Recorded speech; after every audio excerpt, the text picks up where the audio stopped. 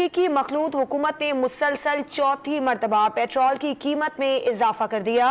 Petrol 14 रुपए 85 पैसे महंगा कर दिया गया। नई कीमत 248 रुपए 74 पैसे फी लीटर हो गई। नई कीमतों का इत्तलाक रात 12 बजे से हो गया। डीजल 13 रुपए 23 पैसे महंगा किया गया।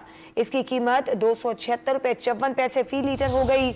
मट्टी के तेल की कीमत 18 रुपए 83 पैसे फी लीटर बढ़ा दी गई। वजीर खजाना मिफ्ता इस्माइल ने एक मरतबा फिर पीटीआई हुकूमत को निशाना बनाया। इमरान खान पर IMF से मुआहदे की खिलाफ वर्जी का इल्जाम लगाया और वाजे किया कि IMF प्रोग्राम बहाल कर दिया गया है।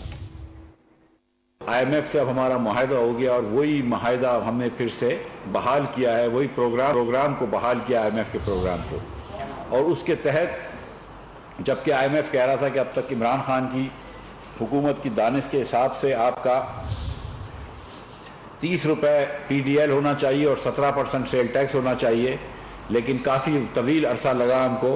और ये बातचीत के बाद हमने जो IMF से जो आखिर में बातचीत की है उसके तहत 10 रुपए हमको पेट्रोल की कीमत में और 5 रुपए हमको डीजल की कीमत में PDL की लेवी लगाना है।